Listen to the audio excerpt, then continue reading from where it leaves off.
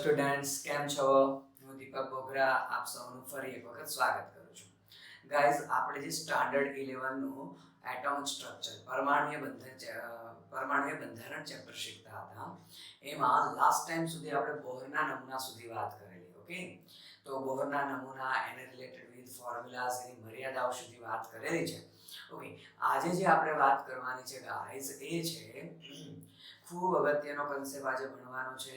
Okay, બોહરના નમૂનામાં કેટલી કચાશ રહેલી હતી, એ કચાશને દૂર કરીને થોડા વિસ્તૃત સ્વરૂપે બોહરના નમૂનાને રજૂ કરેલો હતો સોમરફેલ્ડ નામના વૈજ્ઞાનિકે.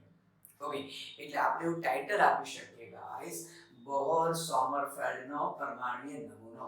તો આપણે આવું ટાઇટલ આપીશું ગાઈસ, બોહર સોમરફેલ્ડ નો પરમાણ્વીય નમૂનો. ઓકે, તો આના વિશે ગાઈસ વાત કરવાની છે. ઓકે, ઉપરાંત આપણે દ બ્રોગલીના સિદ્ધાંત ઉપર પણ આજે વાત કરીશું. તો સૌથી પહેલા વાત કરીએ છીએ બોહર સોમરફેલ્ડનો પરમાણ્વીય નમૂનો. ગાઈસ, જ્યારે જે પણ જુદા જુદા તત્વના પરમાણુનો વર્ણપટ મળેલો હતો, અથવા તો આપણે કહીએ બોહરે ખાસ કરીને હાઇડ્રોજનના પરમાણુય વર્ણપટ અથવા તો એક ઇલેક્ટ્રોન ધરાવતી સ્પીસીસના પરમાણુય વર્ણપટ સમજાવવામાં સફળ રહ્યો હતો. ઓકે, તો આ વર્ણપટમાંની રેખાઓનું જ્યારે ખૂબ જ ઊંચી વિભેદન શક્તિ ધરાવતા સ્પેક્ટ્રોગ્રાફ નામના સાધનો વડે એનાલિસિસ કરવામાં આવ્યું, અભ્યાસ કરવામાં આવ્યો ગાઈસ, ત્યારે માલુમ પડ્યું કે પ્રત્યેક વર્ણપટમાંની પ્રત્યેક રેખા કોઈ એક રેખા સ્વરૂપે નથી હોતી, પરંતુ એ રેખા એ ઘણી બધી નજીક ગોઠવાયેલી રેખાઓથી બનેલી હોય છે. તો આ તારણ બોહરનો નમૂનો સમજાવી શકતો નથી. તો એના માટે સમજૂતી કોણે રજૂ કરી દીધી? ભાઈ, સોમરફેલ્ડે. પણ એ પહેલા આપણે આ વસ્તુ નોટ કરીશું. શું કહીએ છીએ આપણે એવું કહીએ છીએ કે પરમાણુના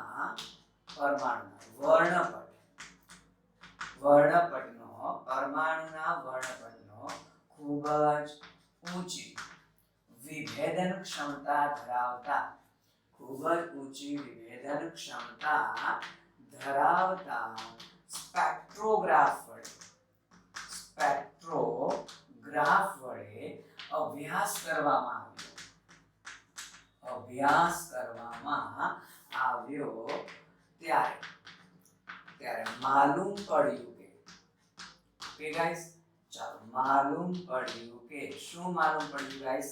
આ કે ભાઈ વર્ણપટમાંની પ્રત્યેક રેખા એ કોઈ એક રેખા સ્વરૂપે નહીં,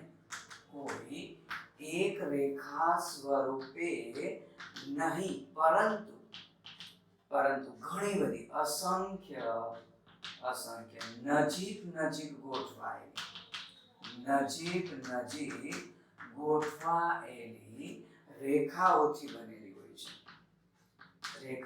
બનેલી હોય છે અથવા તો રેખાઓ ધરાવે છે.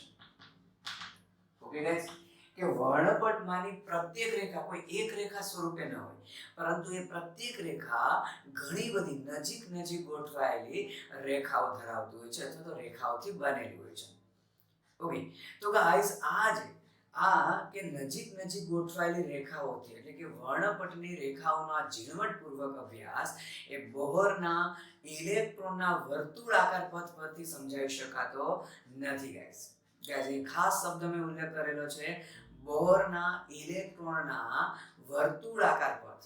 તો જે સોમરફેલ્ડ છે એના વર્તુળાકાર પથ ઉપર જ કંઈક સુધારો કરેલો છે, અથવા વર્તુળાકાર પથ શબ્દને રિલેટેડ જ એનો સુધારો સૂચવેલો છે. ઓકે, સોમરફેલ્ડ એવું દર્શાવે છે કે પરમાણુમાંનો ઇલેક્ટ્રોન એ કોઈ જરૂરી નથી કે વર્તુળાકાર કક્ષામાં ગતિ કરે, અથવા ઇલેક્ટ્રોનની કક્ષા વર્તુળાકાર હોય જરૂરી નથી. સોમરફેલ્ડના મત અનુસાર પરમાણુમાંના ઇલેક્ટ્રોનનો પથ, એની કક્ષા એ લંબગોળ પ્રકારની હોય છે, અને આ લંબગોળ કક્ષાને એક મુખ્ય અક્ષ હોય, એક માઇનર અક્ષ એટલે ગૌણ અક્ષ હોય. ક્લિયર? જો પેલા આટલું નોટ કરી દઈએ. શું કહે છે કે આ વસ્તુ છે, આપણે એવું કહી શકીએ કે ઉપરોક્ત વિધાન અથવા ઉપરોક્ત બાબત બોહરના ઇલેક્ટ્રોનના વર્તુળ આકાર પથના સિદ્ધાંત પરથી સમજાવી શકાતી નથી. સિદ્ધાંત પરથી સમજાવી શકાય નહીં. ઓકે, તો આપણે કહીએ છીએ આથી રાઉન્ડ અબાઉટ ઈસવીસન 1915 માં સોમરફેલ્ડ નામના વૈજ્ઞાનિકે બોહરના નમૂનાને વિસ્તૃત સ્વરૂપે રજૂ કર્યો. ચાલો, ખૂબ અગત્યની વાત જોવા જઈ રહ્યા છે. શું કીધું સોમરફેલ્ડે એવું કીધું ગાઈસ કે પરમાણુમાંનો જે ઇલેક્ટ્રોન છે એની કક્ષા આ પ્રકારે લંબગોળ પ્રકારની હોય છે. ઓકે, અને આ કક્ષાને જે આ અક્ષ છે ગાઈસ, આને મુખ્ય અક્ષ કહેવાય અને આ જે છે એને કઈ કહેવાય?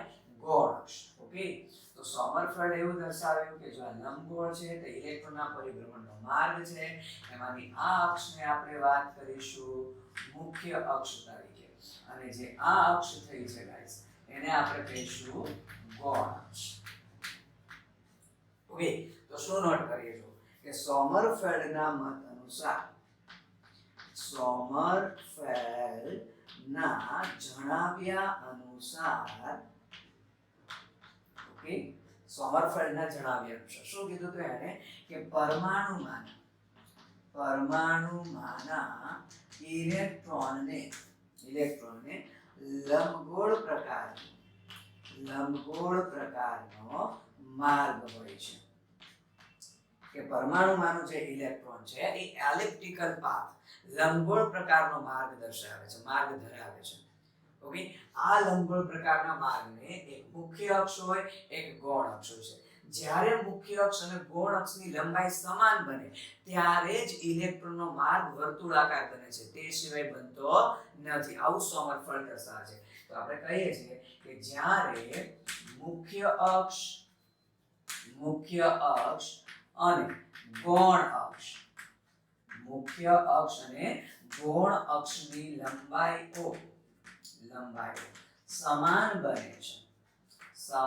બને છે ત્યારે જ ઇલેક્ટ્રોનના પરિભ્રમણનો માર્ગ એટલે કે કક્ષા વર્તુળાકાર બને છે.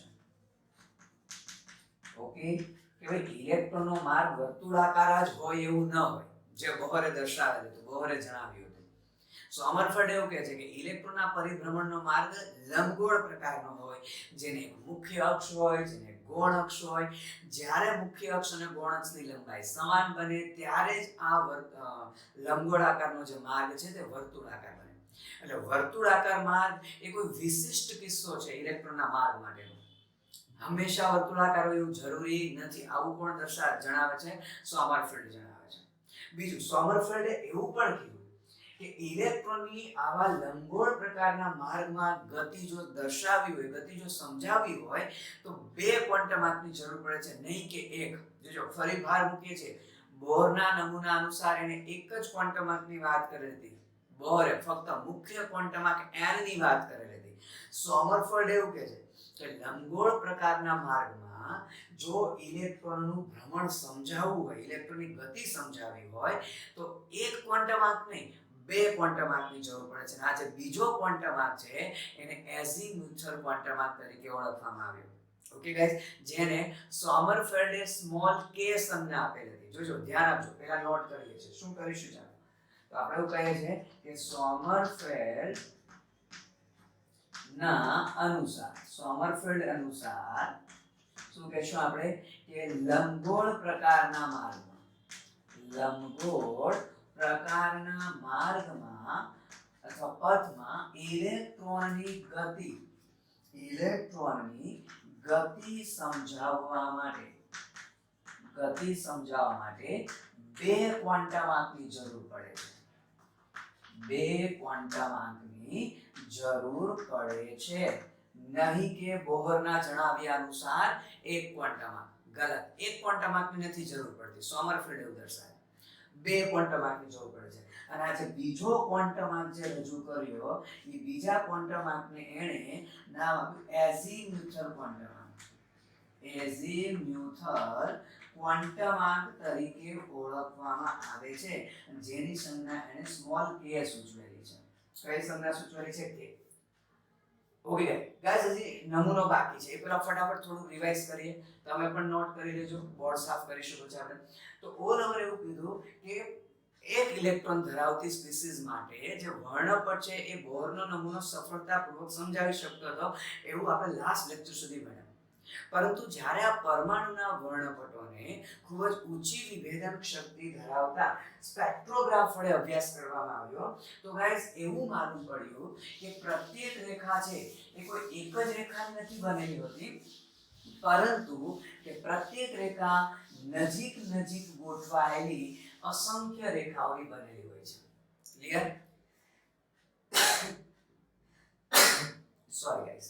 ઓકે, તો આ જે પરમાણુના વર્ણપટીય રેખાઓનો જે ઝીણવટપૂર્વક અભ્યાસ હતો, ઓકે, પરમાણુના વર્ણપટનો આ ઝીણવટપૂર્વક અભ્યાસ હતો, એ બોહરનો જે ઇલેક્ટ્રોનના વર્તુળાકાર પરિપથનો જે સિદ્ધાંત હતો એ સિદ્ધાંત અનુસાર નહોતો સમજાવી શકતો. એટલે એ સિદ્ધાંતને વિસ્તૃત સ્વરૂપે ઈસવીસન 1915 માં કોણે રજૂ કરી દીધો ગાઈસ? સોમરફેલ્ડે.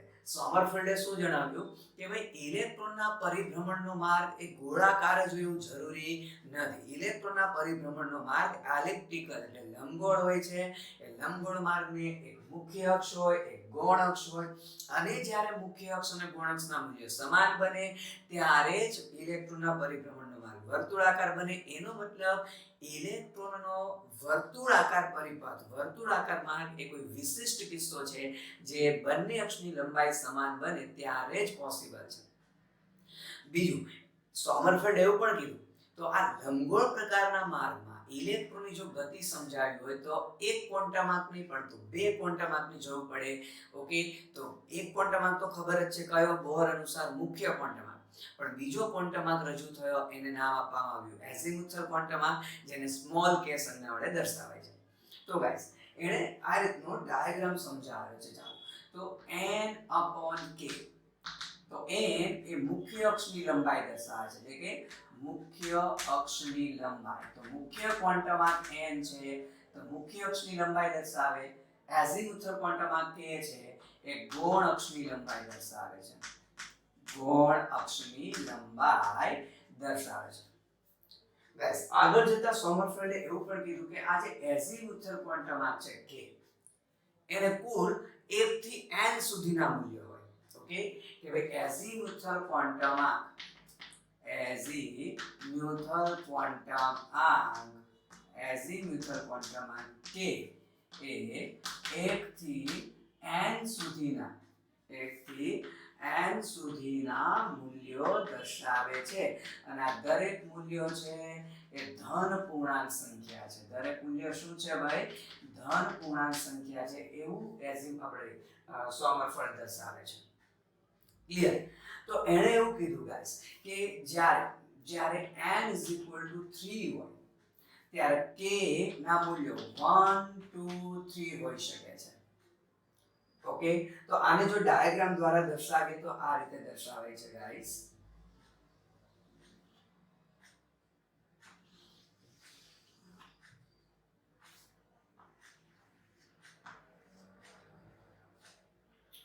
જો ડાયાગ્રામ દ્વારા દર્શાવવાનો પ્રયત્ન કરીએ ગાઈસ. ક્લિયર?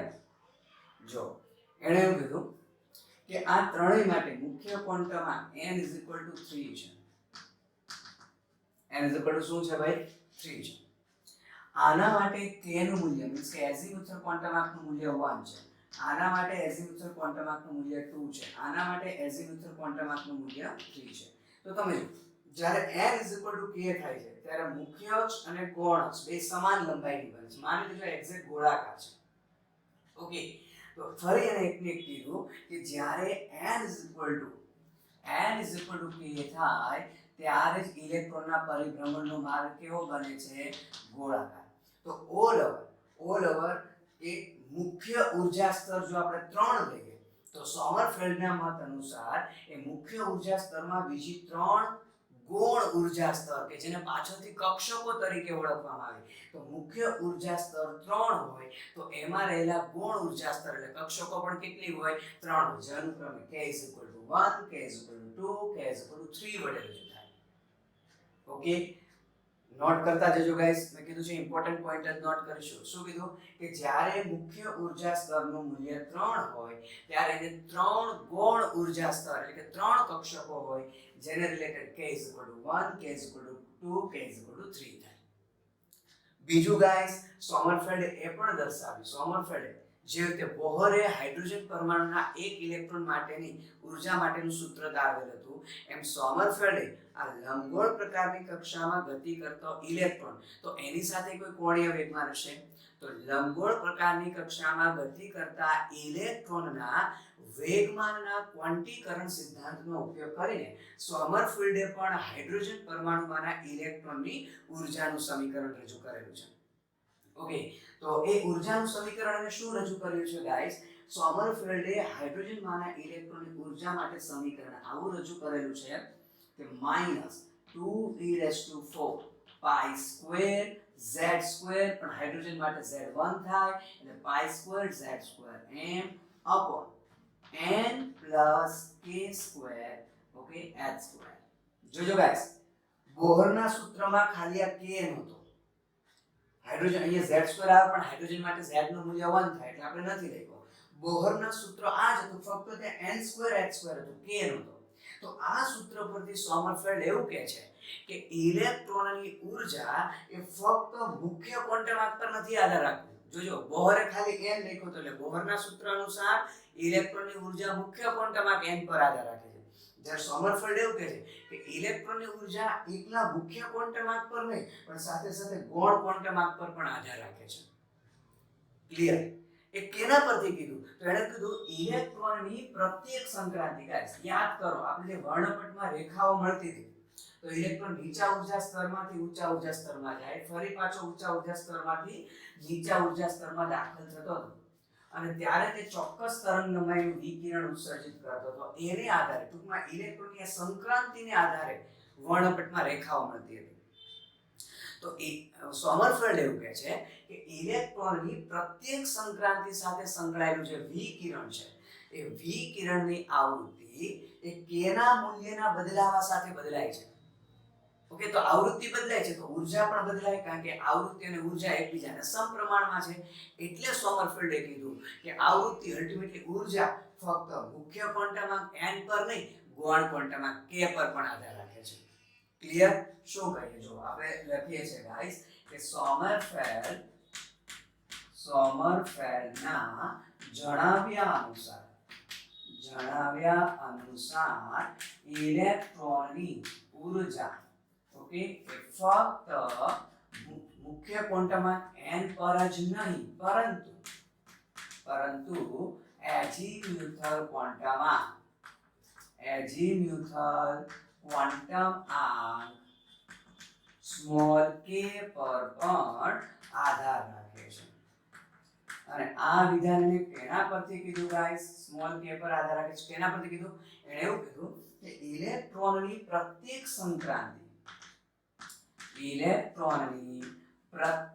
સંક્રાંતિ સાથે સંકળાયેલા વિકિરણ, ઓકે, વિકિરણની આવૃત્તિ એ એઝીમ્યુથલ ક્વોન્ટમ k ના મૂલ્યના બદલાવા સાથે બદલાય છે. ટૂંકમાં જેમ k નું મૂલ્ય બદલાય એમ આવૃત્તિ પણ બદલાય છે. ગાઈસ, જો આવૃત્તિ બદલાતી હોય તો ઊર્જા પણ શું થતી હોય? બદલાતી હોય. અને એટલે એણે જણાવ્યું કે ઇલેક્ટ્રોનની ઊર્જા એ બંને ક્વોન્ટમ આંક પર આધાર રાખે છે. ક્લિયર છે ગાઈસ? ઓકે, તો આ k ના મૂલ્યના બદલાવા સાથે ઊર્જા પણ બદલાય છે. આથી કહી શકાય કે વર્ણપટમાંની પ્રત્યેક રેખા એ કોઈ એક રેખા સ્વરૂપે નહીં પરંતુ k ના મૂલ્ય સાથે સંકળાયેલી જુદા જુદા મૂલ્યોને રિલેટેડ એ પ્રત્યેક રેખા ઘણી બધી રેખાઓ ધરાવતી હોય છે. તો વર્ણપટમાંની પ્રત્યેક રેખા નજીક રહેલી ઘણી બધી રેખાઓ ધરાવતી છે. ગાઈસ, સોમરફેલ્ડ નમૂનાની, ઓકે, ફાયદો, એનો ફલિતાર્થ શું કહી શકાય? ફાયદો શું આ નમૂનાનો? તો આ નમૂનાનો ફાયદો એવું જાણવા મળ્યું કે પ્રત્યેક મુખ્ય ઊર્જા સ્તર, જેમ કે મુખ્ય ઊર્જા સ્તર ત્રીજું લીધું છે આપણે, તો પ્રત્યેક મુખ્ય ઉર્જા સ્તર સાથે ગૌણ ઉર્જા સ્તર પણ સંકળાયેલા હોય. ઇન શોર્ટ, જે પાછળથી કક્ષકો તરીકે ઓળખાય, તો એવું કહી શકાય કે કક્ષકો વિશેની માહિતી મળતી થાય છે આ નમૂના પરથી. એ સોમરફેલ્ડ નમૂનાનો ફાયદો ગણાવી શકાય. નોટ કરજો શું કીધું મેં કે સોમરફેલ્ડ નમૂનાની અભિધારણા પરથી એવું કહી શકાય ઓકે કે પ્રત્યેક મુખ્ય ઉર્જા સ્તર સાથે કેટલાક ગૌણ ઉર્જા સ્તર પણ સંકળાયેલા હોય છે એવું સમજાવી શકાય. ક્લિયર? તો આ મૂળભૂત હતો સોમરફેલ્ડનો નમૂનો, અથવા એવું કહી શકાય બોહર સોમરફેલ્ડનો પરમાણ્વીય નમૂનો, અથવા બોહરના નમૂનાનું સુધારેલું સ્વરૂપ, સોમરફેલ્ડ દ્વારા સુધારેલું સ્વરૂપ. પણ ગાઈસ, આ નમૂનાની મર્યાદાઓ શું? સોમરફેલ્ડ નમૂનાની મર્યાદાઓ છે ગાઈસ. ચાલો, કઈ મર્યાદા છે? પહેલી મર્યાદા ઓકે, તો ગાઈસ તરંગ યંત્રશાસ્ત્રના પ્રાયોગિક અવલોકનોને આધારે જાણવા મળ્યું, કેટલીક ગાણિતિક ક્રિયાઓ પરથી જાણવા મળ્યું કે જે નવો ક્વોન્ટમ આંક હતો એ નવા ક્વોન્ટમ આંકનું મૂલ્ય 0 થી n-1 સુધીનું, એટલે કુલ મૂલ્યો n હોય. એના કુલ મૂલ્યો કેટલા હોય? n. આજે કુલ મૂલ્ય મળશે 0 1 2 3 4 5 અપ ટુ n-1. એ બધા કુલ n જેટલા મૂલ્યો હોય. નહીં કે બરાબર છે 1 2 3, જેમ કે અહીંયા આપણે કેટલા લખેલું હતું 1 થી n. આ ગલત વસ્તુ છે. ઓકે, શું કહીએ છીએ આપણે કે ભાઈ તરંગ યંત્રશાસ્ત્રના પ્રાયોગિક અવલોકનો અને કેટલીક ગાણિતિક ક્રિયાઓ પરથી સમજાવી શકાય, જાણવા મળ્યું કે નવા ક્વોન્ટમ આંકના મૂલ્યો 0 થી n-1 સુધીના હોય. એટલે કુલ n મૂલ્યો હોય, નહીં કે 1 થી n મૂલ્યો. એટલે આ થોડી ત્રુટિ છે. તો આ મૂલ્યો વડે દર્શાવાતો જે નવો ક્વોન્ટમ આંક છે ને l વડે દર્શાવ્યો. તો l અને k નો સંબંધ શું લખી શકાય ગાઈસ? l અને k નો સંબંધ આ રીતે લખી શકાય, l k-1. જો કે k ના મૂલ્ય કરતા l નું મૂલ્ય 1 કેટલું હશે? ઓછું હશે. જેમ કે k નું મૂલ્ય જ્યારે 1 લઉં તો 0 થી 1-1 એટલે 0, તો l નું મૂલ્ય 0 થશે. k નું મૂલ્ય 2 લઈએ તો l નું મૂલ્ય 2-1, 0 થી 1, 0 અને 1 થશે. Clear guys? તો ઓલ ઓવર કે જે એઝીમુથલ ક્વોન્ટમ આંક છે એના મૂલ્યો 1 થી n નહીં, 0 થી n-1 હોય. એટલે કુલ n મૂલ્ય હોય, અપ ટુ n સુધી ન હોય, n-1 સુધી હોય. ક્લિયર? ઓકે ગાઈસ, બીજી મર્યાદા એ હતી કે સોમરફેલ્ડનો નમૂનો, એને એટલું તો સમજાવ્યું કે પ્રત્યેક રેખા નજીક નજીક ગોઠવાયેલી ઘણી બધી રેખાની બનેલી હોય. પણ એ આ જે નમૂનો છે, વર્ણપટ છે, એમાં કુલ કેટલી રેખાઓ મળશે એની ચોક્કસ સંખ્યા કે આવૃત્તિ સમજાવી, તીવ્રતા સમજાવી શક્યો નથી. કે ભાઈ સોમરફેલ્ડના નમૂના પરથી રેખાઓની, વર્ણપટમાં રેખાઓની ચોક્કસ સંખ્યા કે પછી રેખાઓની તીવ્રતા પણ એ સમજાવી શક્યો નથી ગાઈસ. અને ત્રીજી મર્યાદા ઓકે કે જે ક્વોન્ટમ યંત્રશાસ્ત્ર પર આધારિત નમૂનાઓ છે, જેમ કે દ બ્રોગલીનો સિદ્ધાંત, હાઇઝનબર્ગનો સિદ્ધાંત, એ પણ રજૂ કરી શકતો નથી અથવા તો સમજાવી શકતો નથી. ઓકે, તો હું લખી દઉં છું દ બ્રોગલી કે હાઇઝનબર્ગનો સિદ્ધાંત અથવા એના પરિણામો પણ સોમરફેલ્ડનો નમૂનો સમજાવી શકતો નથી. Clear guys? ઓકે, તો આ વખતે તે સોમરફેલ્ડ નમૂનાની વાત થઈ. ગાઈસ, હવે જે આપણે જવાનું છે તે પરમાણુના ક્વોન્ટીકૃત નમૂના તરફ જવાનું છે, ક્વોન્ટમ નમૂના તરફ જવાનું છે. અને એમાં સૌથી પહેલા સફળતા મેળવી તો દ બ્રોગલી અને હાઇઝનબર્ગ. તો ગાઈસ, જ્યારે એવું ખ્યાલ આવ્યો કે બોહરના નમૂનામાં પણ ક્ષતિ, ત્રુટિ, મર્યાદાઓ રહેલી છે, ઓકે, તો વૈજ્ઞાનિકો દ્વારા ફરીથી પરમાણુનું બંધારણ સમજાવી શકે એવો યોગ્ય અને સરળ નમૂનો શોધવાના પ્રયત્નો થવા લાગ્યા. ઓકે, પરમાણુનું બંધારણ સમજાવી શકે એવો એક સરળ નમૂનો શોધવાના પ્રયત્નો થવા લાગ્યા. અને એ નમૂના તરફ જવામાં જો સફળતા પ્રાપ્ત થઈ હોય તો કોને આધારે? તો કે ક્વોન્ટમ નમૂનાઓ. કયા કયા ક્વોન્ટમ નમૂનાઓ? તો કે દ્રવ્યની દ્વૈત વર્તણૂકનો સિદ્ધાંત, જેને આપણે દ બ્રોગલીનો સિદ્ધાંત કહીએ છીએ, અને હાઇઝનબર્ગના સિદ્ધાંત. ઓકે, તો પરમાણુનું બંધારણ સમજવા માટે સરળતાપૂર્વકનો જો માર્ગ પૂરો પાડ્યો હોય તો એ હતા દ બ્રોગલીના સિદ્ધાંત અને હાઇઝનબર્ગના સિદ્ધાંત. તો ગાઈસ, હવે જે આપણે વાત કરવાની છે એ વાત કરીશું આપણે દ બ્રોગલીનો, ઓકે, અથવા દ્રવ્યની દ્વૈત વર્તણૂકનો સિદ્ધાંત. દ દ્રવ્યની દ્વૈત વર્તણૂકનો સિદ્ધાંત, અથવા જેને આપણે કહીશું ગાઈસ ધ બ્રોગલીનો સિદ્ધાંત. ધ બ્રોગલીનો સિદ્ધાંત. ઓકે, તો ગાઈસ 1924 માં ફ્રેન્ચ ભૌતિક શાસ્ત્રી હતો ધ બ્રોગલી. એણે પોતાના પ્રાયોગિક પરિણામોના આધારે રજૂ કર્યું કે દ્રવ્યને પણ વિકિરણની માફક દ્વૈત વર્તણૂક હોય. જો આપણે આગળ ચેપ્ટરમાં આપણે શીખી જ ગયા છે વિકિરણને બંને સ્વભાવ હોય, તરંગ પ્રકૃતિ હોય, કણ પ્રકૃતિ હોય. તો એવી જ રીતે ધ બ્રોગલી કહે છે દ્રવ્યને પણ બંને સ્વભાવ હોય, દ્વૈત વર્તણૂક હોય. મીન્સ કે દ્રવ્યને પણ કણ પ્રકૃતિ હોય, તરંગ પ્રકૃતિ હોય. શું કહે છે જો, તો ઈસવીસન 1924 માં ગાઈસ ઓકે ફ્રેન્ચ ભૌતિક શાસ્ત્રી ધ બ્રોગલી એવું દર્શાવે છે કે દ્રવ્યને પણ વિકિરણની માફક દ્વૈત સ્વભાવ હોય છે, અથવા દ્વૈત વર્તણૂક હોય છે. દ્વૈત સ્વભાવ હોય છે. આપણે કહીએ એટલે કે વિકિરણની માફક દ્રવ્ય પણ તરંગ પ્રકૃતિ અને કણ પ્રકૃતિ ધરાવે છે. Clear guys? તો દ્રવ્ય પણ તરંગ પ્રકૃતિ અને કણ પ્રકૃતિ ધરાવે છે. દ્રવ્યને પણ દ્વૈત સ્વભાવ છે. તો જેવી રીતે ફોટોનને પોતાનું ચોક્કસ તરંગ લંબાઈ અને ચોક્કસ વેગમાન હોય, તો દ્રવ્ય તરીકે ધ બ્રોગલી લીધું ઇલેક્ટ્રોન, તો ઇલેક્ટ્રોનની બંને હોવું જોઈએ.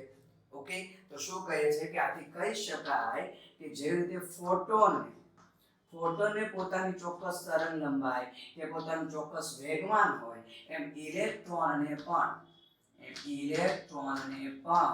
પોતાની ચોક્કસ તરંગ લંબાઈ અને વેગમાન હોવું જોઈએ. આવું કોણે દર્શાવ્યું ભાઈ? The Broglie. તો એના પરથી ધ બ્રોગલીએ તરંગ લંબાઈ મીન્સ કે ઇલેક્ટ્રોનની તરંગ લંબાઈ અને વેગમાન માટેનો સંબંધ રજૂ કર્યો, જે કંઈક આવો હતો કે λ = h/p. પણ આપણને ખબર છે રેખીય વેગમાન એટલે તો mv, કે જ્યાં ઓકે લેમ્ડા શું છે ભાઈ? ઇલેક્ટ્રોન સાથે સંકળાયેલી તરંગ લંબાઈ. p શું છે? તેનું વેગમાન. h પ્લાન્ક અચળાંક છે. m ઇલેક્ટ્રોનનું દળ છે. v ઇલેક્ટ્રોનનો વેગ છે. ઓકે ગાઈસ, તો આ વસ્તુ ધ બ્રોગલીએ જે વાત કરી કે ઇલેક્ટ્રોનને પણ દ્રવ્યને પણ દ્વૈત સ્વભાવ છે, એ ક્યારે પ્રૂફ થયું? એ ત્યારે પ્રૂફ થયું ગાઈસ કે જ્યારે ખબર પડી કે ઇલેક્ટ્રોનનું પુંજ ઓકે પણ વિવર્તનનો ગુણધર્મ દર્શાવે છે. જો ગાઈસ, ઇલેક્ટ્રોન પોતે કણ છે અને વિવર્તન ગુણધર્મ એ તરંગની લાક્ષણિકતા છે. ઓકે, તો ઇલેક્ટ્રોન કણ હોવા છતાં પણ વિવર્તનનો ગુણધર્મ દર્શાવે છે. એનો મતલબ સાબિત થયું કે જે ધ બ્રોગલીએ વાત કરેલી છે તે સાચી છે. ઓકે, કે ઇલેક્ટ્રોન એક દ્રવ્ય હોવા છતાં પણ ઇલેક્ટ્રોનનું પુંજ વિવર્તનનો ગુણધર્મ દર્શાવે છે. એનો મતલબ એ તરંગની લાક્ષણિકતા દર્શાવે છે. અને ઇલેક્ટ્રોનની આ વિવર્તનના ગુણધર્મની માહિતી પરથી જ ગાઈસ એ ખૂબ જ અગત્યનું ઇન્સ્ટ્રુમેન્ટ જેને આપણે ઇલેક્ટ્રોન માઇક્રોસ્કોપ કહે છે ને શોધ થઈ ગાઈસ. તો બે પ્રકારના માઇક્રોસ્કોપની વાત કરીએ, એક સાદું સૂક્ષ્મદર્શક યંત્ર અને એક ઇલેક્ટ્રોન સૂક્ષ્મ એટલે ઇલેક્ટ્રોન માઇક્રોસ્કોપ. તો જે ખાસ નોટ કરજો આ પોઈન્ટ, જે સાદું સૂક્ષ્મદર્શક યંત્ર છે એમાં પ્રકાશના તરંગ પ્રકૃતિની વાત છે. એટલે જ ગાઈસ તમે મીન્સ કે બાયોલોજીમાં તમે જો તો જે સૂક્ષ્મદર્શક યંત્રનો લેન્સ પ્રકાશ સાથે સેટ કરે છે. ક્લિયર? તો શું કહીએ છીએ આપણે કે જે સામાન્ય સાદું સૂક્ષ્મદર્શક યંત્ર છે, ઓકે, એની બનાવટમાં કયો સિદ્ધાંત છે ભાઈ? ઓકે, પ્રકાશની તરંગ પ્રકૃતિનો ગાઈસ. પણ જે ઇલેક્ટ્રોનિક માઇક્રોસ્કોપ છે, ઓકે ગાઈસ, ઇલેક્ટ્રોનિક માઇક્રોસ્કોપ એની બનાવટમાં કયો સિદ્ધાંત છે? તો ઇલેક્ટ્રોનની તરંગ પ્રકૃતિનો, ટૂંકમાં ઇલેક્ટ્રોનના વિવર્તન ગુણધર્મનો ઉપયોગ થયો છે. ગાઈસ, ઇલેક્ટ્રોનિક માઇક્રોસ્કોપ વડે આપણે 15 મિલિયન ગણું એટલે 150 લાખ ગણું આપણે આવર્ધન દર્શાવી શકીએ, વિભેદન સમજાવી શકીએ. સાદી ભાષામાં કહું એવું કહેવાય કે એવો કોઈ સૂક્ષ્મ પાર્ટિકલ એને ઇલેક્ટ્રોન માઇક્રોસ્કોપમાં 15 મિલિયન ગણો મોટો આપણે જોઈ શકીએ. એટલે તો ગાઈસ કોષની રચના, બંધારણ સમજાવી શકાય છે. તો 15 મિલિયન ગણું આવર્ધન ઇલેક્ટ્રોન માઇક્રોસ્કોપ વડે દર્શાવી શકાય છે. ક્લિયર છે ગાઈસ? ઓકે. બીજું ગાઈસ, તો ધ બ્રોગલીના સિદ્ધાંત અનુસાર એવું કહી શકાય કે પ્રત્યેક જે ગતિશીલ કણ છે, પ્રત્યેક ગતિશીલ કણ પોતાનામાંથી તરંગ લંબાઈ ઉત્સર્જિત કરે છે. તો શું આપણે દોડતા હોઈએ, આપણે ગતિમાં હોય ત્યારે આપણામાંથી તરંગ લંબાઈ ઉદ્ભવે છે? હા. પણ આપણું દળ ખૂબ જ વધારે હોય છે ગાઈસ. જેટલું દળ વધશે એટલી તરંગ લંબાઈ નાની. એટલે આપણે દોડીએ, ઓકે, અથવા ઉડતું વિમાન કહીએ ગાઈસ, ઓકે, તો મનુષ્ય, દોડતો મનુષ્ય હોય કે ઉડતું વિમાન હોય, એની સાથે પણ તરંગ લંબાઈ સંકળાયેલી છે, પરંતુ એના દ્રવ્યમાન ખૂબ જ વધારે હોવાથી પછી તરંગ લંબાઈનું મૂલ્ય ખૂબ સૂક્ષ્મ હોય, માપી શકાય નહીં. તો આપણું દળ ખૂબ વધારે છે ગાઈસ. તો આપણામાંથી આપણી ગતિ દરમિયાન આપણે એવું કહી શકીએ કે તરંગો ઉદ્ભવે છે, પણ એ તરંગ લંબાઈ એટલી સૂક્ષ્મ હોય કે જે માપન કરવું મુશ્કેલ છે, અત્યંત સૂક્ષ્મ તરંગ લંબાઈ હોય. તો પછી આ ધ બ્રોગલીનો સિદ્ધાંત કોને લાગુ પડે? તો કે ઇલેક્ટ્રોન કે તેના જેવા બીજા અપરમાણ્વીય સૂક્ષ્મ કણોને. વિચાર કરો, ઇલેક્ટ્રોનનું દળ આપણે 9.1 10⁻31 કિલોગ્રામ કીધું છે, 10⁻31, અને આપણું 10⁻+1 પાવર કરતા પણ વધુ હોય છે.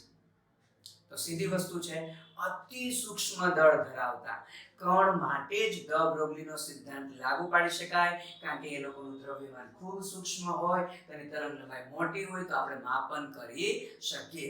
બાકી એના કન્સેપ્ટ અનુસાર દરેક પદાર્થ જ્યારે ગતિમાં હોય ત્યારે એ તરંગ લંબાઈ ઉત્પન્ન કરે છે, પણ સ્થૂળ પદાર્થ હોય, ભારે પદાર્થ હોય, એનું દ્રવ્યમાન ઊંચું હોવાને લીધે તરંગ લંબાઈ પરફેક્ટલી મેળવી શકાતી નથી, માપી શકાય નહીં, ખૂબ સૂક્ષ્મ તરંગ લંબાઈ. Clear guys? ધ બ્રોગલીએ ગતિ ઉર્જા અને તરંગ લંબાઈ વચ્ચેનો પણ સંબંધ રજૂ કરેલો છે.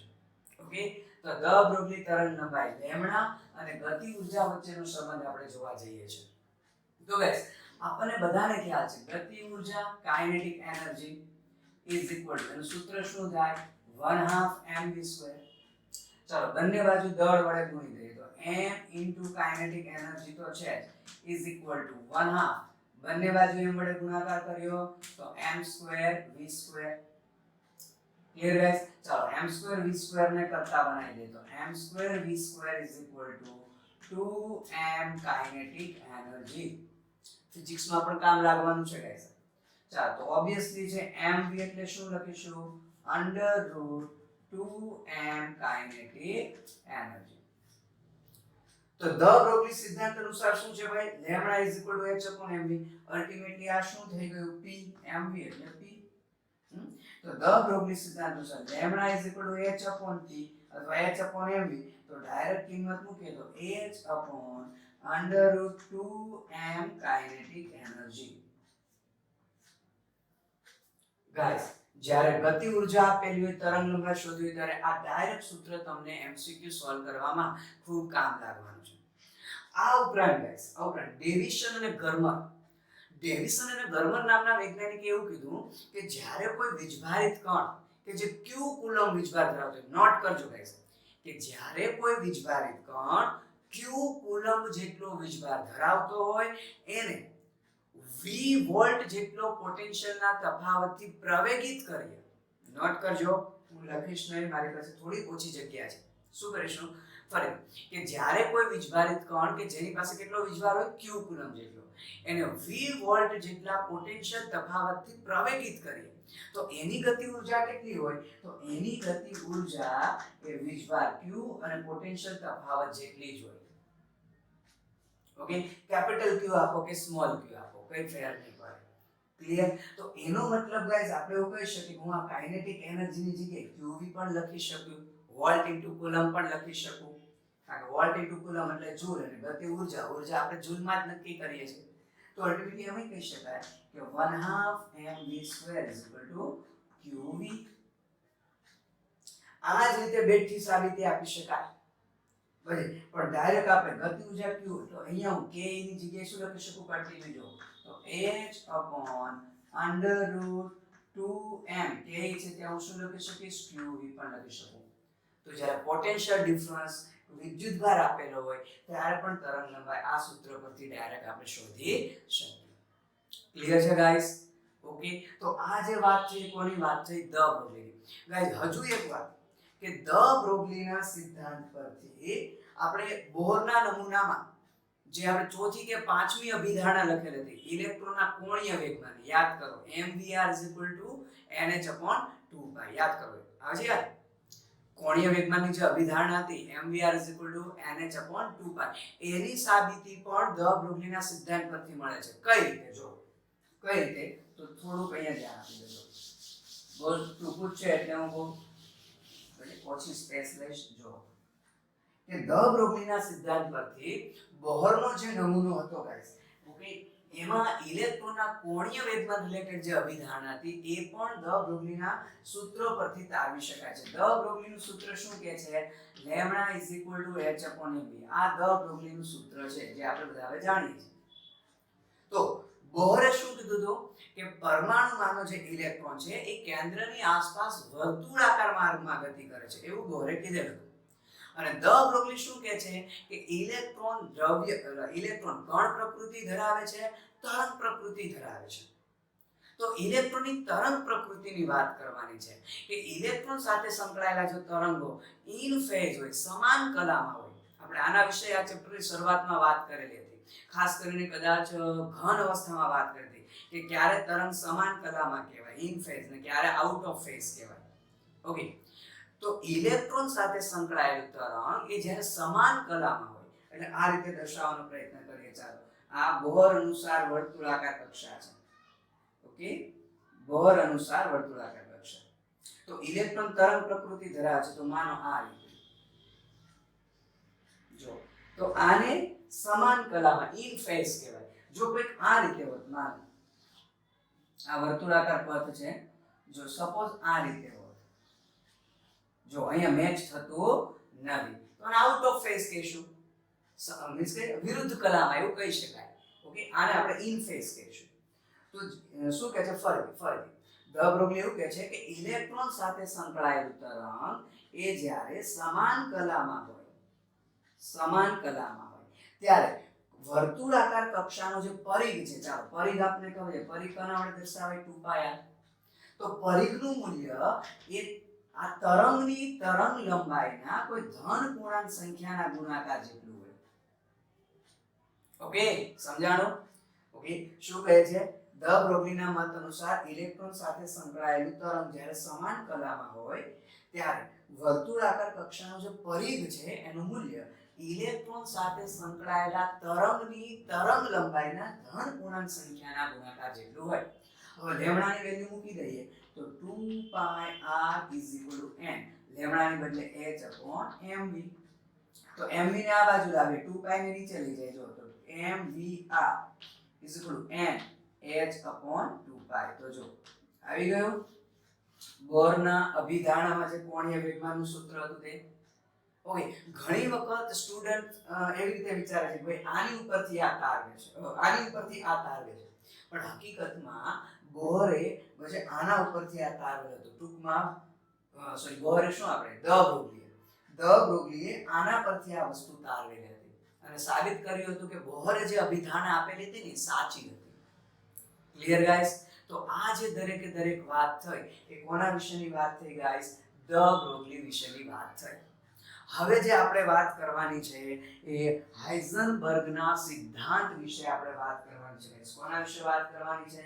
હાઇઝનબર્ગના સિદ્ધાંત, અનિશ્ચિતતાના સિદ્ધાંત વિશે. ચાલો, તો ગાઈસ આપણે વાત કરીએ છીએ હાઇઝનબર્ગનો અનિશ્ચિતતાનો સિદ્ધાંત.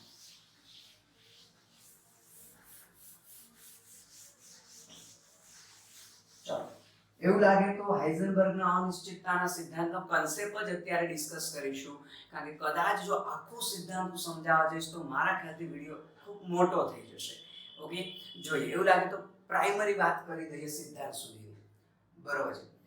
થોડું બાકી રહી જાય તો નેક્સ્ટ લેક્ચરમાં લઈ લઈશું. તો ગાઈસ વાત કરીએ છીએ આપણે હાઇઝનબર્ગનો અનિશ્ચિતતાનો સિદ્ધાંત. તો ગાઈસ ટાઇટલ જ સૂચવે છે કે આમાં કંઈક અનિશ્ચિતતા જેવું છે. કોની અનિશ્ચિતતા?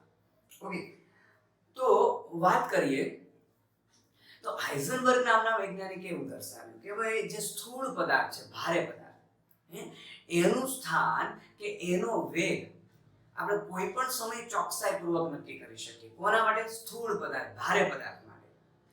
બરાબર. અને આથી જો એનું સ્થાન અને વેગ નક્કી કરી શકીએ તો એનો ચોક્કસ પથ પણ નક્કી કરી શકીએ આપણે. પણ આ જ વસ્તુ અત્યંત સૂક્ષ્મ ગતિશીલ કણ માટે લાગુ પડે નહીં, એવું હાઇઝનબર્ગ જણાવે છે. કે ભારે પદાર્થ માટે એનો ચોક્કસ પથ, એનું ચોક્કસ સ્થાન, વેગ નક્કી કરી શકાય, પણ એ જ વસ્તુ ગતિશીલ સૂક્ષ્મ કણને લાગુ પડે નહીં. ઓકે, આવું કોણ દર્શાવે છે? હાઇઝનબર્ગ. તો દ્રવ્ય અને વિકિરણ બંને દ્વૈત સ્વભાવ ધરાવે છે. એ માહિતીનો ઉપયોગ કરીને અથવા એના ફલશ્રુતિ સ્વરૂપે 1927માં ઓકે જર્મન ભૌતિક શાસ્ત્રી હાઇઝનબર્ગે આ સિદ્ધાંત રજૂ કરેલો હતો ગાઈસ. કોનો ઉપયોગ કરીને? દ્રવ્ય વિકિરણ બંને દ્વૈત વર્તણૂક ધરાવે છે. નોટ કરવું હોય તો કરી લેજો કે દ્રવ્ય અને વિકિરણ બંનેના દ્વૈત સ્વભાવના પરિણામનો ઉપયોગ કરીને અથવા એના ફલશ્રુતિ રૂપે 1927માં જર્મન ભૌતિક શાસ્ત્રી હાઇઝનબર્ગે અનિશ્ચિતતાનો સિદ્ધાંત રજૂ કર્યો. એ વિધાન શું હતું? જો હાઇઝનબર્ગના અનિશ્ચિતતાના સિદ્ધાંતનું વિધાન કંઈક આવું છે. શું છે વિધાન? જોઈએ. એણે કીધું કે ગતિશીલ સૂક્ષ્મ કણ, ગતિશીલ સૂક્ષ્મ કણ, ખાસ કરીને એણે ઇલેક્ટ્રોન માટે વાત કરી હતી. ગતિશીલ સૂક્ષ્મ કણના સ્થાન અને વેગમાં કાઉસમાં લખીશું વેગ, ચોકસાઈપૂર્વક એક સાથે નક્કી કરી શકાય નહીં, તો માપન કરી શકાય નહીં. એક સાથે માપન કરી શકાય નહીં. આવું કોણ સૂચવે છે ભાઈ? હાઇઝનબર્ગ. કે પ્રત્યેક ગતિશીલ સૂક્ષ્મ કણના સ્થાન અને વેગમાં એક સાથે ચોકસાઈપૂર્વક નક્કી કરી શકાય નહીં. આ વિધાન શું છે? હાઇઝનબર્ગના અનિશ્ચિતતાનો સિદ્ધાંત છે. ઓકે, તો એણે શું કર્યું? જો એનું ગાણિતિક સ્વરૂપ આપણે સમજાવવાનો પ્રયત્ન કરીએ ગાઈસ. ગાણિતિક સ્વરૂપ એણે જે સ્થાન ઓલર એવું કહેવા માંગે છે કે જો અતિ સૂક્ષ્મ કણ હોય જેમ કે ઇલેક્ટ્રોન, એનું સ્થાન એક્ઝેક્ટલી માપવા જાવ તો એનું વેગમાનનું મૂલ્ય બદલાઈ જાય. વેગમાનના મૂલ્યમાં ત્રુટિ ઉદ્ભવે. અનિશ્ચિતતા એટલે આપણે ત્રુટિ દ્વારા સમજીએ. અને જો વેગમાન એક્ઝેક્ટલી માપવા જાવ તો સ્થાનના મૂલ્યમાં ત્રુટિ ઉદ્ભવે. ટૂંકમાં બંનેમાંથી કોઈ એકનું મૂલ્ય તો અચોક્કસ જ રહેશે. માની લો હું સ્થાન, ઇલેક્ટ્રોનનું સ્થાન એક્ઝેક્ટલી માપવા જાવ તો સ્થાન એક્ઝેક્ટલી મળી જશે પણ વેગમાન નહીં મળે. અથવા હું ઇલેક્ટ્રોનનું વેગમાન અથવા વેગ એક્ઝેક્ટલી માપવા જાવ તો મને વેગ કે વેગમાન ચોકસાઈપૂર્વક મળી જશે પણ સ્થાન એક્ઝેક્ટલી મળશે નહીં. સ્થાનના મૂલ્યમાં ત્રુટિ ઉદ્ભવશે. એવું કંઈક આ સિદ્ધાંત કહેવા માંગે છે. તો ગાઈસ એનું ગાણિતિક સ્વરૂપ જો રજૂ કરવું હોય તો આપણે કહી દઈએ કે ધારી લઈએ કે સ્થાનના વેગમાનની અનિશ્ચિતતા, સ્થાનના મૂલ્યની અનિશ્ચિતતા. તો એને સ્થાનના મૂલ્યની અનિશ્ચિતતાને ડેલ્ટા x વડે રજૂ કર્યું. વેગમાનના મૂલ્યની અનિશ્ચિતતા ઓકે એને ડેલ્ટા p વડે રજૂ કરી અને વેગના મૂલ્યની અનિશ્ચિતતા એને ડેલ્ટા v વડે રજૂ કરી. તો એનું ગાણિતિક સ્વરૂપ સમથિંગ આવું છે કે સ્થાનના મૂલ્યની અનિશ્ચિતતા વેગમાનના મૂલ્યની અનિશ્ચિતતા greater than or equal to h/4 pi. Okay, હજુ જો આનું સાદુરૂપ આપીએ આપણે કહું કે રેખીય વેગમાન એટલે તો mv, તો delta x into delta mv greater than or equal to h/4 pi. Clear guys? પણ ઇલેક્ટ્રોન માટે એને વાત કરી, ઇલેક્ટ્રોનનું દળ તો અચળ જ રહેવાનું છે તો દળ બહાર કાઢી મૂકીએ તો delta x into m into delta v greater than equal to h/4 pi. તો એને જો m નીચે જવા દે તો હજુ આપણે લખી શકીએ કે delta x into delta v greater than or equal to h/4 pi m. તો આ રીતે રજૂ કરી શકાય. ગાઈસ જેવી રીતે સ્થાન અને વેગમાનના મૂલ્યની અનિશ્ચિતતા માટેનો હાઇઝનબર્ગનો સિદ્ધાંત છે એવી જ રીતે ઓકે ઊર્જા અને સમયની અનિશ્ચિતતાનો સિદ્ધાંત જેમાં ફેરેટનો એ ઊર્જા delta E into delta T મૂકી દેવાનો પણ એની હજી થોડીક વાત કરીશું આગળ. ઓકે શું કરવાનું? ખાલી અહીંયા ડેલ્ટા ઈ કરી દેવાનું, અહીંયા ડેલ્ટા ટી. તો ઊર્જા અને સમયની અનિશ્ચિતતાનો સિદ્ધાંત થઈ જાય. ક્લિયર છે? આના જ પરથી કહી શકાય. પણ ગાઈસ હવે જે આપણે વાત કરી છે, જો તો ઓલ ઓવર તમે જો h અચળ છે, આ અથવા કોઈ બી તમે લઈ શકો, સરખું છે, કઈ ગલત નથી. h અચળ છે, 4 અચળ છે, પાય અચળ છે. તો ગુણાકાર માટેની અચળ કિંમત હું 1 લઈ લઉં તો શું થશે? જો તો હું આ રીતે સમજૂતી આપીશું, ડેલ્ટા x ડેલ્ટા p 1. તો જો ગાઈસ હું ડેલ્ટા x ને કરતા બનાવું તો 1 ડેલ્ટા p થાય, અથવા ડેલ્ટા p ને કરતા બનાવું તો 1 ડેલ્ટા x થાય. તો તમે જોઈ શકો છો ગાઈસ, માની લો ડેલ્ટા p શું છે? આપણે કીધું વેગમાનના મૂલ્યની અનિશ્ચિતતા. પણ માનો હું વેગમાન એક્ઝેક્ટલી માપું છું, વેગમાન ચોકસાઈપૂર્વક એક્ઝેક્ટલી માપું છું, એનો મતલબ ડેલ્ટા p અનિશ્ચિતતા 0 છે. ડેલ્ટા p એટલે આપણે વેગમાનની અનિશ્ચિતતા કીધી છે. પણ હું વેગમાન ચોકસાઈપૂર્વક માપું એનો મતલબ કે વેગમાનના મૂલ્યમાં કોઈ અનિશ્ચિતતા છે જ નહીં, કોઈ ત્રુટિ છે જ નહીં. ઓકે, તો ડેલ્ટા p કેટલું થઈ ગયું? 0. તો 1/0 તો શું થાય? ઇન્ફાઇનાઇટ. એનો મતલબ જો વેગમાન એક્ઝેક્ટલી માપવા જાવ તો એવું કહી શકાય કે સ્થાનના મૂલ્યની અનિશ્ચિતતા અનંત બની જાય. અથવા જો સ્થાન એક્ઝેક્ટલી માપવા જાવ તો સ્થાનના મૂલ્યની અનિશ્ચિતતા 0, તો વેગમાનના મૂલ્યની અનિશ્ચિતતા કેવી થઈ જાય ગાઈસ? ઇન્ફાઇનાઇટ થઈ જાય. ટૂંકમાં સ્થાન કે વેગમાન, આવી રીતે વેગ માટે કહી શકીએ ઇલેક્ટ્રોનનું દળ કોન્સ્ટન્ટ છે, h કોન્સ્ટન્ટ, 4 કોન્સ્ટન્ટ, 5 કોન્સ્ટન્ટ. તો વેગના મૂલ્યની અનિશ્ચિતતા, સ્થાન એક્ઝેક્ટલી માપો તો વેગમાન અથવા વેગના મૂલ્યની અનિશ્ચિતતા અનંત બની જાય છે ગાઈસ. એટલે હાઇઝનબર્ગ જણાવે છે કે ગતિશીલ સૂક્ષ્મ કણના સ્થાન, જોજો વર્ડ ધ્યાન આપજો, ગતિશીલ સૂક્ષ્મ કણ. ધ બ્રોગલીમાં જોજો, ધ બ્રોગલીમાં છેવટે આપણે શું કીધું કે બધા પદાર્થ ગતિ કરે તો તરંગ ઉદ્ભવે. પણ આપણે એવું કીધું હતું કે ભારે પદાર્થ હોય એનું દળ વધારે હોય તો તરંગ લંબાઈ ઘટે. એટલે ખાસ ધ બ્રોગલીનો સિદ્ધાંત કોને લાગુ પડે? ગતિશીલ સૂક્ષ્મ કણ. હાઇઝનબર્ગનો સિદ્ધાંત ખાસ કોને લાગુ પડે? ગતિશીલ સૂક્ષ્મ કણને લાગુ પડે. ક્લિયર છે ગાઈસ? ઓકે, તો ગતિશીલ સૂક્ષ્મ કણના સ્થાન અને વેગમાન ચોકસાઈપૂર્વક એક સાથે માપન કરી શકાય નહીં. સ્થાન એક્ઝેક્ટલી માપવા જાવ તો વેગમાનના મૂલ્યમાં કંઈક ત્રુટિ ઉદ્ભવશે. ઓકે, વેગમાન એક્ઝેક્ટલી માપવા જાવ તો સ્થાનના મૂલ્યમાં.